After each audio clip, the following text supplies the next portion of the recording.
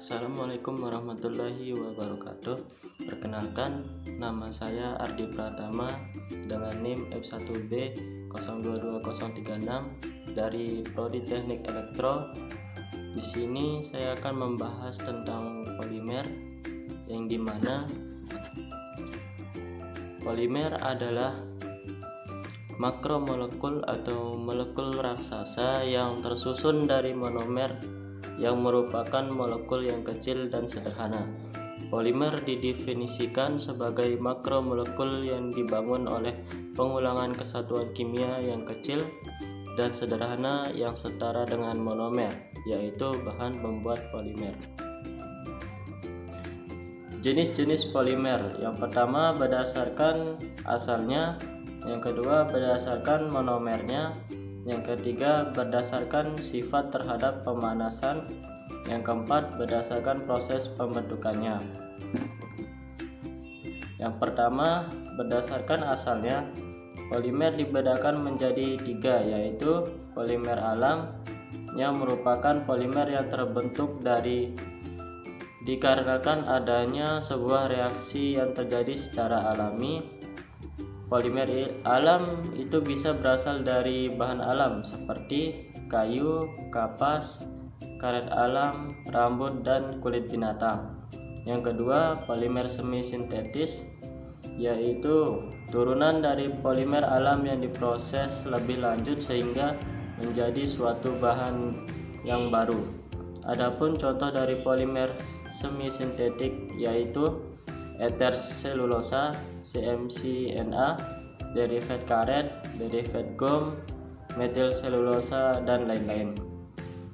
Yang ketiga, polimer sintetis merupakan hasil sintesis senyawa-senyawa organik di mana molekul-molekul yang berupa monomer bergabung membentuk rantai panjang melalui ikatan kovalen. Contoh polimer sintetis adalah polietena, PVC, polipropena, teflon, polybutadiena, nilon, dakron, dan polivinil.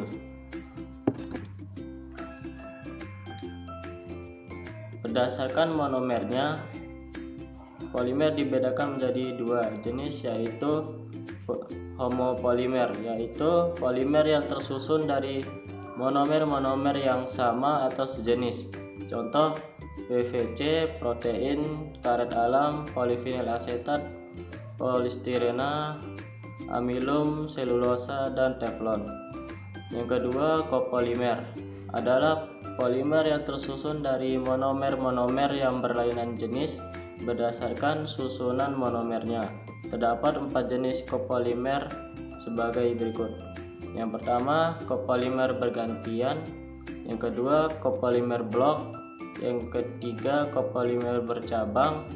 Yang keempat, kopolimer tidak beraturan. Berdasarkan sifat terhadap pemanasan, ada 2 jenis, yaitu termoplastik adalah polimer yang bersifat kenyal atau liat jika dipanaskan dan dapat dibentuk menurut pola yang diinginkan. Setelah dingin, polimer menjadi keras dan kehilangan sifat kekenyalan. Contoh polietilena, PVC, seluloid, polistirena, polipropilena, asetal, vinil, nilon, dan perspek. Yang kedua, termosetting adalah polimer yang bersifat kenyal saat dipanaskan, tetapi setelah dingin tidak dapat dilunakkan kembali. Jika pecah, polimer tersebut tidak dapat disambungkan kembali dengan pemanasan. Contoh bakalit, uretana, epoksi, polister, dan formika. Berdasarkan proses pembentukannya, yang pertama pembentukan adisi. Proses pembentukan polimer adisi terjadi apabila monomer rantai karbon berikatan rangkap. Pada pembentukan ini, jumlah monomer yang bergabung membentuk polimer jumlah atomnya tetap. Contoh pembentukan polimer adisi seperti contoh berikut, gambar berikut. Yang kedua, pembentukan kondensasi. Penyusun utama pembentukan polimer kondensasi adalah monomer yang mempunyai gugus fungsional pada pembentukan polimer kondensasi melepaskan molekul air sehingga jumlah atom monomer tidak sama dengan jumlah atom yang terdapat dalam polimer. Contoh pembentukan polimer kondensasi sebagai berikut. Sifat-sifat polimer. Yang pertama, kelenturan dan kekakuan. Sifat ini berkaitan dengan kekuatan tarik, tekan, dan ketahanan terhadap patahan. Kekuatan tarik menunjukkan sifat polimer terhadap adanya tarikan, dan kekuatan tekan menunjukkan sifat kebalikan dari kekuatan tarik. Yang kedua, tahan terhadap panas.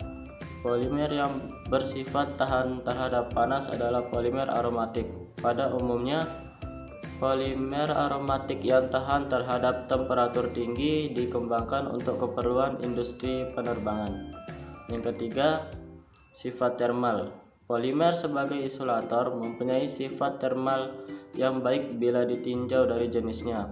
Polimer yang dipanaskan ada yang menjadi lunak, namun ada pula menjadi keras. Perubahan ini penting untuk bahan komponen tertentu. Yang keempat, tahan terhadap mikroorganisme. Sifat ketahanan terhadap mikroorganisme ini biasanya dipunyai oleh polimer sintetis.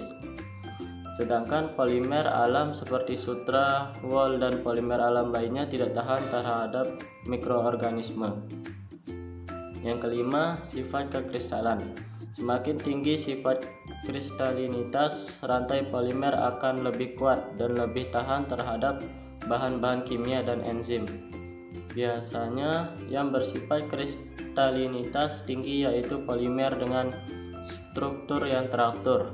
Sedangkan polimer berstruktur tidak teratur cenderung mempunyai kristalinitas rendah dan sifatnya amorf atau tidak keras. Manfaat polimer. Yang pertama, pada plastik polietilena atau PE, polimer ini dihasilkan melalui reaksi penggabungan polimerisasi adisi dari monomer etena.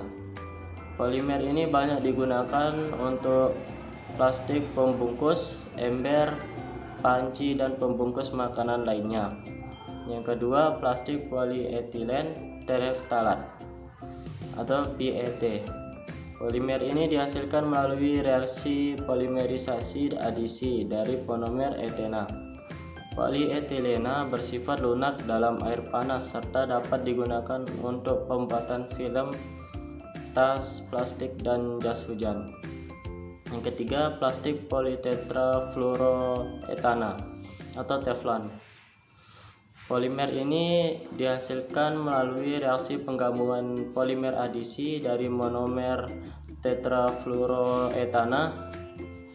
Polimer ini banyak digunakan sebagai pelapis karena tahan terhadap panas, bahan kimia, dan permukaan licin. Yang keempat, plastik polistirena atau PS.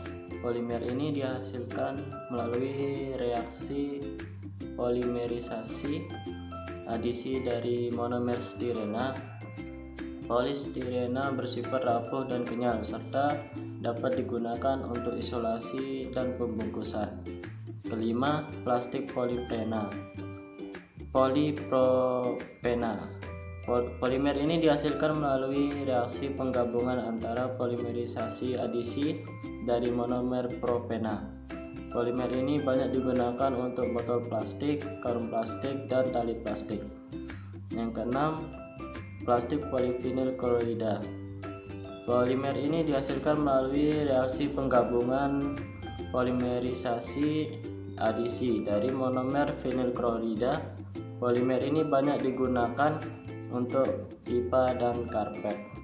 Sekian dari saya. Bila ada salah dalam berkata, saya mohon maaf. Wabillahi taufiq wal hidayah. Wassalamualaikum warahmatullahi wabarakatuh.